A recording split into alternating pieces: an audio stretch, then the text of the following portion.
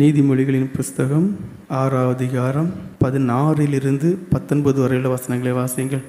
6 காரியங்களை கர்த்தர் வெறுக்கிறார், 7 அவருக்கு அருவருப்பானவைகள்.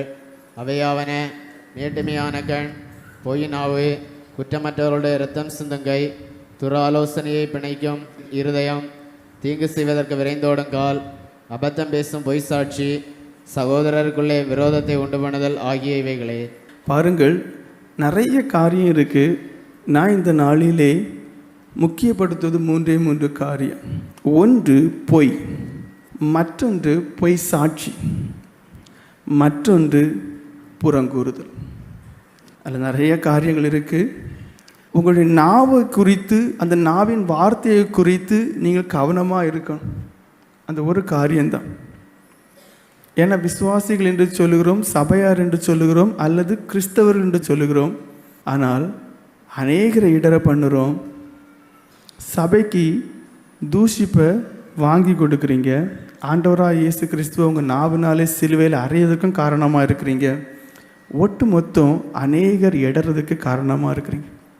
அப்போ எதை குறித்து உங்களுக்கு ஜாக்கிரதை இருக்கணும்? உங்களுடைய நாவை குறித்து. இங்கே என்ன சொல்லப்பட்டிருக்கு? தேவன் வெறுக்கிறார் என்று சொல்லப்பட்டிருக்கு. அவர் அருவருக்கிறார் என்று சொல்லப்பட்டு. ஒருவேளை உங்களுக்கு எப்படி ஒரு பொய் சொன்னால் ஒன்றும் இல்லை ஒரு சின்ன காரியத்தில் ஒருத்தியை மாட்டி விட்டா, இல்லை ஒரு ஆணை மாட்டி விட்டா அதுக்காண்டி பொய் சாட்சி சொன்னால் ஒன்றும் இல்லை ஒரு ஆளுக்கு மேலே கசப்பு இருக்குது, அந்த ஆளை குறித்து 4 பேர் சேர்ந்து அவள் சரியில்லை, அவன் சரியில்லைன்னு சொல்லி இல்லாத பொல்லாதெல்லாம் சொல்லி அவதூறு பண்ணுறது ஒன்றும் இல்லை, பிறகு மன்னிப்பு எடுத்துடலான் இருக்கும். அல்லது இவைகள் எல்லாமே சாதாரண காரியம்தான் இந்த உலகத்தில் நீங்கள் நினைக்கலாம். ஆனால் வேதம் சொல்லுது, பரலோகத்துக்கு கொண்டு போகக்கூடியதான அந்த தேவன் எப்படிப்பட்டவராக இருக்கிறாராம்? இப்படிப்பட்டதான பொய் நாவும், புறங்கூறக்கூடியதான தன்மையும், பொய் சாட்சி சொல்லக்கூடியதான குணமும் உங்களுக்குள்ளே இருக்குமே. ஆனால் அந்த தேவன் உங்களை வெறுக்கிறார் என்று. அப்படின்னு அர்த்தம் என்ன? ஆண்டவர் உங்கள் கூட இல்லை. நீங்கள் தேவனாலே கைவிடப்பட்ட ஜனங்கள், தள்ளப்பட்ட ஜனங்கள், தேவனுடைய இரக்கத்திற்கு தூரமான ஜனங்கள். நம்ம என்ன நினைக்கிறோம்? ஒரு பொய் தானே. ஆனால் வேதம் தெளிவாக சொல்லுது, ஒன்றை ஆண்டவர் வெறுத்துட்டார். ஏன்னா வேதம் முதல்ல என்ன சொல்லுது? கர்த்தர் வெறுக்கக்கூடியதான காரியங்கள், கர்த்தர் அருவருக்கக்கூடியதான காரியங்கள். அதாவது வேற எங்கேயுமே இப்படியெல்லாம் தெளிவாக வராது. பாவங்கள்னு சொல்லுவாங்க, நிறைய காரியங்கள் இருக்கும். ஆனால் இங்கே ஒரு சில பாவங்களை அங்கே என்ன தெளிவாக சொல்லிட்டு அதை தேவன் வெறுக்கிறார், அருவருக்கிறார் என்று. அப்போ அந்த பாவம் உங்களுக்குள்ளே ஏதேனும் ஒரு விதத்தில் என்னைக்காவது ஒரு நாள் உங்களுக்குள்ளேருந்து வெளிப்படுமே. ஆனால் நீங்கள் தேவனாலே வெறுக்கப்படுகிற ஜனங்கள், நீங்கள் தேவனாலே ஒதுக்கப்படுகிற ஜனங்கள். வாசிங்க. 6 காரியங்களை கர்த்தர் வெறுக்கிறார், 7 அவருக்கு அருவருப்பானவைகள். அவையாவன: மேட்டுமையான கண், பொய் நாவு, குற்றமற்றவருடைய இரத்தம் சிந்தும் கை, துராலோசனையை பிணைக்கும் இருதயம், தீங்கு செய்வதற்கு விரைந்தோடும் கால், அபத்தம் பேசும் பொய் சாட்சி. எப்படி? அபத்தம் பேசும் பொய் சாட்சி, சகோதரருக்குள்ளே விரோதத்தை உண்டு பண்ணுதல் ஆகிய இவைகளே. சகோதரத்துக்குள்ளே எப்படி விரோதம் உண்டு பண்ணுவிய? நல்லா இருக்குங்க, அவன் மோசம் இவ சரியில்லை சொல்லி புறங்கூறி அங்கே என்ன விரோதத்தை உண்டாக்கிறோம். அந்த இருதயம், அந்த மனக்கண்கள் எல்லாத்தையும் சாத்தான் என்ன செய்யிட்டான்? குருடாக்கிட்டான். பிசாசை குறித்து வேதம் என்ன சொல்லுது? அவன் தன் சொந்தத்திலிருந்து பொய் பேசுவான். உள்ள யார் இருக்கா? பொய்யனும் பொய்க்கு பிதாவுமாகிய சாத்தான் இருக்கு. அடுத்து என்ன செய்கிறோம்? நல்ல அடுத்த ஆட்கள் என்ன செய்கிறோம்? புறங்கூறுறோம், அவதூறு பரப்புகிறோம். ஒரு ஆளை பிடிக்கலைன்னா 2-3 பேர் சேருவாங்க. சேர்ந்து என்ன? ஒரே காரியத்தை கண்டது போல, பார்த்தது போல, கேட்டது போல சும்மா நிசாரமாக சொல்கிறது. நீங்கள் புரிஞ்சுக்கிடுங்க, நீங்கள் ஒரு ஆளுக்கு விரோதமாக பொய் சொல்லும்போது, நீங்கள் 4 பேர் சேர்ந்து ஒரு ஆளுக்கு விரோதமாக பொய் சாட்சி சொல்லி அந்த ஆளை மாட்டி விடும்போது, இல்லை ஒரு சிலர் சேர்ந்து ஒரு ஆள் செய்யாத அவதான் செய்தான்னு சொல்லி அவதூறு பரப்புறது, இது எந்த அளவுக்கு தப்பு பண்ணாத ஒரு மனுஷனை பாதிக்குங்கிறத நீங்கள் புரியும். ஏன்னா நீங்கள் என்ன நினைக்கிறீங்க? ஒரு கை பார்ப்போம், அவளுக்கு கொடுப்போம், அப்படி தான் ஏன்றீங்க. ஆனால் அதனுடைய விளைவுகள் எவ்வளோ கொடூரமாக இருக்குங்கிறது நீங்கள் தெரியலை. இப்போ அதிகமான பிரச்சனையே இந்த ரசிக்கப்பட்டேன்னு சொல்லக்கூடியவங்கள்ட்ட இருக்கக்கூடியதான போய், சபைக்கு வரக்கூடியவங்கன்னு சொல்லக்கூடியதான ஜனங்கள்கிட்ட தானே போய். ஆனால் அது எந்த அளவுக்கு உங்களால் பாதிக்கப்படக்கூடிய ஜனங்களுக்கு இருக்குங்கிறது நீங்கள் புரிஞ்சுக்கணும். நீதிமொழிகளின் புஸ்தகம் 22ஆம் அதிகாரம் 1ஆவது வசனம் வாசிங்க. திரளான ஐஸ்வர்யத்தை பார்க்கிலும் நற்கீர்த்தியை தெரிந்து கொள்ளப்படத்தக்கது. பொன் வெள்ளியை பார்க்கிலும் தயையே நலம். இங்க என்ன சொல்லப்பட்டிருக்கு? திரளான ஐஸ்வர்யத்தை பார்க்கலும் நற்கீர்த்தியை தெரிந்து கொள்ள. அப்படின்னு என்ன அர்த்தம்? ஒரு மனுஷனுடைய நல்ல பெயர், அதாவது ஒரு மனுஷன் தன் வாழ்நாள் முழுவதும் சம்பாதித்தியம் பண்ணி வைத்ததான நல்ல பெயர், அதாவது தன்னை ஒடுக்கி தன்னுடைய பார்வையை கண்ட்ரோல் பண்ணி தான் நாவை அடக்கி தன் ஜீவியத்தை ஆண்டவருக்கு பயந்து வைத்து, இப்போ ஒரு மனுஷன் நல்லவேன்னு சொல்றதுக்கு நாட்கள் ஆகும், வருஷங்கள் ஆகும். அப்போ அப்படி தன்னை எல்லா சூழ்நிலைகளிலும் பாதுகாத்து தன்னை நல்லவேன்னு சொல்லி சம்பாதிக்கக்கூடியதான அந்த சம்பாத்தியம், அவன் நல்லவேண்டே நல்ல பெயர். அந்த நல்ல பெயரானது திரளான ஐஸ்வர்யம், அதாவது 5 வருஷம் சேர்த்து 10 வருஷம் சேர்த்து நீங்கள் சம்பாத்தியம் பண்ணி வைக்கக்கூடிய அந்த திரளான ஐஸ்வர்யத்தை காட்டிலும் 2 வருஷம் 5 வருஷம் 10 வருஷமாக உங்களை ஒடுக்கி நீங்கள் பரிசுத்தமாக வச்சு ஒரு நல்லவேன்னு சொல்லி வைக்கிறீங்களே ஒரு பேர், அது மிகவும் விலையேற பெற்றது. ஆனால் அப்படி கஷ்டப்பட்டு உருவாக்கக்கூடியதான அந்த நல்ல கீர்த்தியை, நல்ல பேரை நீங்கள் என்ன திரும்ப செய்ய அப்படியே நாசமாக்குறீங்க. ஒரு மனுஷனுடைய நல்ல பேருங்கிற நாசமாக்குறது உங்களுக்கு லேசான காரியம். இவ்வளோ நேரம் தான் எடுக்கும். சும்மா சொல்லி விட்டுருவேன், மோசமாகும், அந்த பொண்ணு கூட பார்த்தேன், இல்லை இந்த ஆம்பளை கூட பார்த்தேன், அவள் சரியே இல்லை. ஆனால் இந்த பேச்செல்லாம் யாருக்குள்ளேயும் ஆழமாக பதிஞ்சிடும். ஏன்னா மனுஷனுடைய இருதயம் தீமைக்கு சார்ந்து இருக்கிறதுனால தீமையான காரியங்களை யாரை நம்பிடுவாங்க? அக்கா அப்படியா, அண்ணா அப்படியா, ஓ நான் நினச்சேன் பார்த்து, அவள் பேச்செல்லாம் அப்படியா இருந்துச்சு, அவள் பார்வையெல்லாம் அப்படி இருந்துச்சு. அப்புறம் என்ன, நடந்து போகும்போதும் பேசுவாங்க, வரும்போதும் பேசுவாங்க, காணும் போதெல்லாம் பேசுவாங்க. ஆனால் இதெல்லாம் உண்மையா? கொஞ்சமே இல்லை. அப்போ அந்த மனுஷன் நம்ம நினைச்சிடும் அப்படியே உடைத்து கொன்னுறோம். ஏன்? ஒரு மனுஷனுக்கு நல்ல பேர் என்று சொல்லும்போது அதில் அந்த மனுஷனுடைய உணர்வுகள், அந்த மனுஷன் சம்பாத்தியம் பண்ணி வச்சிருக்கதான மதிப்புகள், அந்த மனுஷனுடைய சகலமும் அடைஞ்சிருக்கு.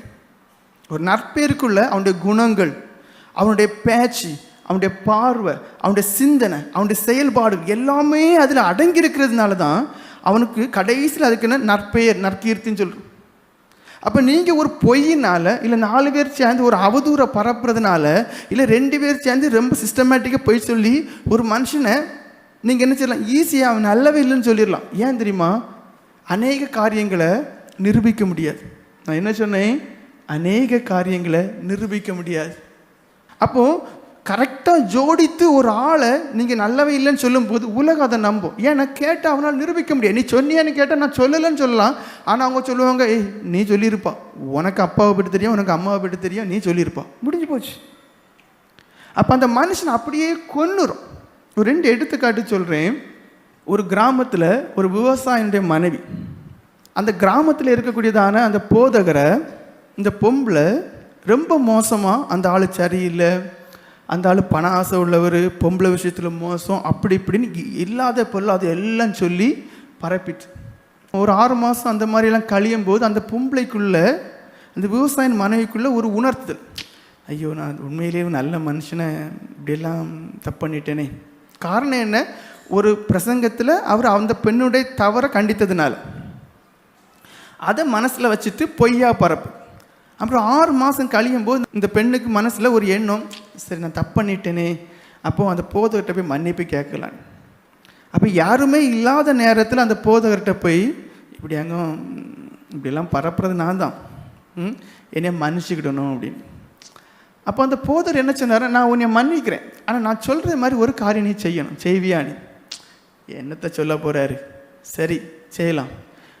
உன் வீட்டில் கோழி இருக்கா? ஆமாம். கருங்கோழி இருக்கா? ஆமாம். அப்போ ஒரு கருங்கோழியை கொன்று அதில் இருக்க எல்லா இறகுகளும் என்ன எடுத்து ஒரு கூடையில் போட்டு கொண்டு வந்த பிறகு சொன்னார், நம்ம கிராமத்தில் எத்தனை தெரு இருக்குது? 10 தெரு இருக்குது. அப்போ ஒன்றுச்சு, 10 தெருவுக்கும் போய் நீ கொஞ்சம் கொஞ்சம் அந்த கருங்கோழியில் உள்ள அந்த இறகுகளை அங்கெங்கேயா தூவிட்டு கடைசி கொஞ்சம் போல் என்ன செய்ய, ஆலயத்துக்கு மேலேயும் அந்த மணிகுண்டு இருக்கும், அதுக்கு மேலே நின்றுட்டு அங்கேயும் கொஞ்சம் தூவிட்டு நீ வாணி. சரி, இது என்ன வேலை? இவன் என்ன செய்தா, வேகமாக போனான். 1/2 மணிக்கூரில் கோழியை கொன்று அதுலேருந்துலாம் எடுத்து வந்த பிறகு சொன்னார், நீ 10 தெருவுக்கும் போய் போட்டுட்டு வாணி. அங்கே போய் போட்டு வந்த பிறகு எல்லாம் முடிஞ்சிட்டா, என்ன மன்னிப்பு கிடச்சிட்டா? அவனை மன்னிச்சுக்கிட்டேன், கடைசியாக ஒரு காரியம் மட்டும் செய். என்ன செய்யணும்? அது எங்கெங்கெல்லாம் தூணியோ, அதாவது இறகுகளை நீ போட்டியோ அந்த இடத்துல எல்லாம் போய் பொறுக்கிட்டு வந்துருவியா? கருங்கோழியில் இறகு கண்ணுக்கு தெரியும். போயிட்டு வரேனே, ஆள் போச்சு.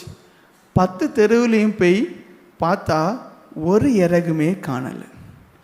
சரி, மணிக்கூண்டுலேருந்து வீசினமே அது கிடக்குதான்னு போய் பார்த்தா ஒன்றையும் காணலை.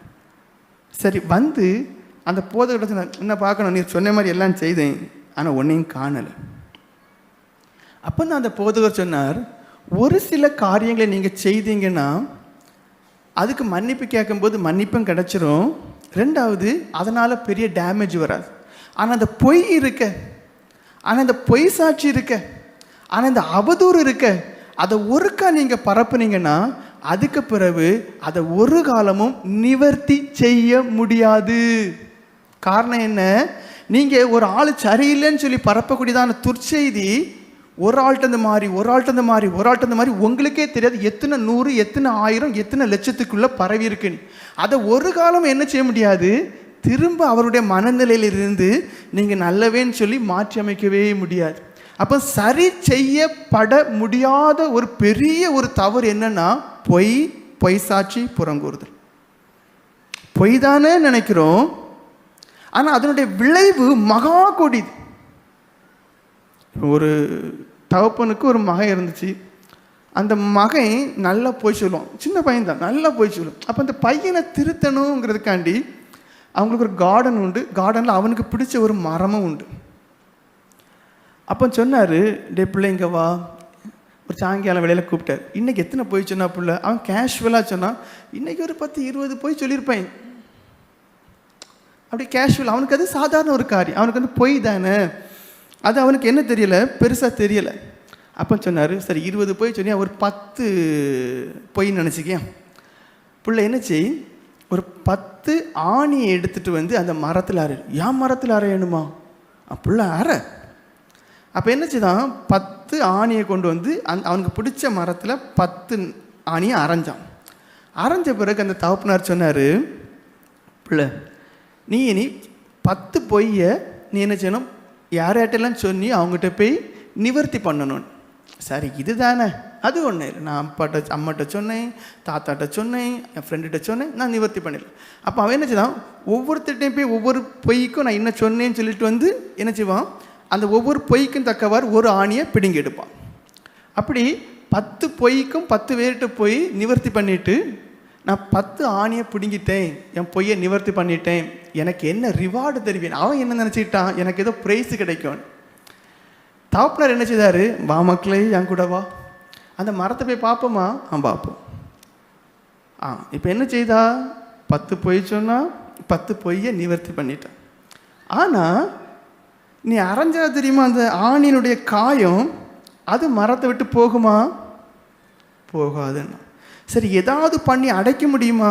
அடைக்க முடியாது. அடைச்சாலும் கொஞ்ச நாள் கழித்து அதில் ஓட்ட தெரியதாச்சு. அப்போ தான் அந்த பையனுக்கு சொல்லிக் கொடுத்தார், பொய் தானேன்னு நீ நினைக்க, அந்த பொய்யினால் ஏற்படக்கூடியதான மன காயங்கள், அடுத்தவர்களுக்குள்ளே ஏற்படக்கூடிய காயங்கள், விளைவுகள், அது ஒரு காலமும் மாறாது. நீ மன்னிப்பு கேட்டாலும் கூட அன்னையோட பொய்யை விட்டு. இது எதுக்கு நான் சொல்ல வரேன்னா, ஒரு ஆளுக்கு மேலே ஒரு கசப்பு வந்துச்சா எங்கேயாவது பிடிச்சி மாட்டி விட்டுருங்க. பார்த்தா அவ்வளோ பாசாங்கும் நடிப்பும் தாழ்மையும் பணிவும். விசாரித்து பார்த்த பிறகு தான் தெரியும், எப்பா யாரெல்லாம் கண்ணீர் வெடிக்காங்களோ, யாரெல்லாம் பயங்கர கும்பிடு போடாங்களோ அவங்க தான் பயங்கர ஆட்கள். ஏன்னா அங்கே தான் உள்ள எல்லாமே இருக்கும். 2வது ஒரு நாடகமும் அங்கே இருந்துடும்.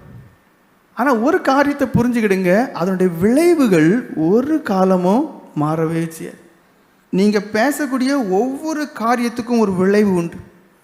அந்த விளைவு நீங்கள் நினைக்கிற மாதிரி இல்லை. நீதிமொழிகளின் புஸ்தகம் 25 அதிகாரம் 18 வசனம் வாசிங்க. பிறனுக்கு விரோதமாய் பொய் சாட்சி சொல்லுகிற மனுஷன், பாருங்க, பிறனுக்கு விரோதமாக பொய்யோ பொய் சாட்சியோ அவதூறான காரியங்களோ செய்கிறதான மனுஷன் தண்டாயுதத்துக்கும், என்ன சொல்லப்பட்டு, தண்டாயுதத்துக்கும் கட்கத்துக்கும் வாளுக்கும் கூர்மையான அம்புக்கும் ஒப்பானவன். அப்படின்னு அர்த்தம் என்ன தெரியுமா? நீங்க ஒரு மனுஷனுக்கு பொய் சொல்லி அந்த மனுஷனுடைய வாழ்க்கையை நீங்க சிதைக்கும் போது அது எதுக்கு ஒத்து இருக்குதுன்னா, தண்டாயுதம். அது கொஞ்சம் பெரிய ஆயுதமா இருக்கும். அது ஒரு மனுஷனுக்கு மேலே விழுந்தாவோ அது என்ன செய்யும், காயப்படுத்தும். வாள் என்ன செய்யும், அது ஆழமாக என்ன செய்யும்? குத்தவும் செய்யும், இப்படி வெட்டவும் செய்யும். அம்பு என்ன செய்யும்? ஷார்ப்பாக உள்ள குத்தும். அப்போ நீங்கள் இந்த பொய் சொல்லுறதுனால வரக்கூடிய விளைவுகளை பாருங்கள். பொய் தானே நினைப்பீங்க, ஆனால் அது ஒரு மனுஷன் இருதயத்தை ஆழமாக அம்பு மாதிரி குத்திட்டு, அது ஒரு மனுஷனை அப்படியே மேலேருந்து கீழே வரைக்கும் அறுத்து வெட்டி ரெண்டாக்கிட்டு.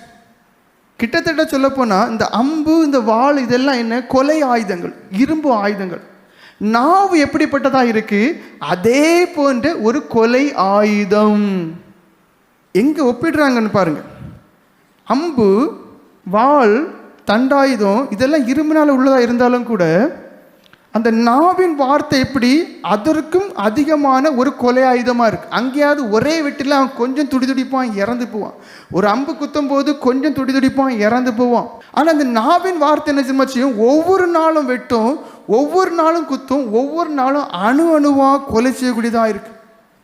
நல்லா புரிஞ்சுக்கிடுங்க. பொய் தானே நீங்கள் சொல்கிறீங்க, ஆனால் வேதம் சொல்லுது இனி இதுகளுக்கு இடம் கொடுக்க. நீதிமொழிகளின் புஸ்தகம் 16வது அதிகாரம் 28வது வசனம் வாசிங்க. மாறுபாடுள்ள சண்டையை கிளப்பி விடுகிறான், கோல் சொல்லுகிறவன் பிராண சிநேகிதரையும் பிரிந்து விடுகிறான். என்ன சொல்லப்பட்டிருக்கு? ஏன் நீங்கள் பொய் தானே நினைப்பீங்க. அந்த பொய் என்ன ஆகும் தெரியுமா? அதை நம்பக்கூடியதான மனுஷன் அந்த சிநேகிதமாக, அது வரைக்கும் நல்ல திக் ஃப்ரெண்ட்ஸாக இருக்கக்கூடியவங்க, உயிர் சிநேகிதர்களாக இருக்கக்கூடியவங்க, உங்களுடைய பொய்யான வார்த்தைகளை நம்பி நல்ல மனுஷனையே என்ன திரும்ப செய்வாங்க? அப்படியே உடைத்து அந்த ஃப்ரெண்ட்ஷிப் உடைந்து போகும். எத்தனை பேர் அந்த மாதிரிப்பட்ட துரோகங்கள் பண்ணியிருக்கீங்கன்னு எனக்கு தெரியாது. நல்ல 2 பேர் நெருங்கி இருப்பாங்க, அவங்க வாழ்க்கையும் நல்லா இருக்கும், சேர்ந்து ஆண்டவர் ஆராதிப்பாங்க, பல காரியங்களை செய்வாங்க. இங்கே என்ன பண்ணுறது? கொஞ்சம் கண்ணுக்கடியாக இருக்கும், ஏதாவது ஒரு பொய்யை யாராவது அதில் ஒரு ஆள்கிட்ட சொல்கிறது. அது என்ன ஆகுது? அந்த அந்த உறவு, அந்த நட்பு அப்படியே உடஞ்சி இல்லாமல் போகுது. அப்போ எந்த அளவுக்கு ஒரு பாதிப்பை நீங்கள் மற்றவர்களுக்குள்ள உருவாக்குங்கிறீங்க?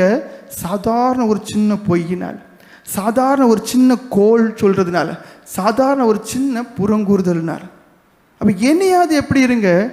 ஏன் நாக்குக்கு, நாவின் வார்த்தைக்கு, அதிலும் குறிப்பாக பொய்க்கு இவ்வளோ கொடூரமான தன்மை இருக்குதுன்னு சொல்லி இனி பொய் பேசுறதை விடுங்க.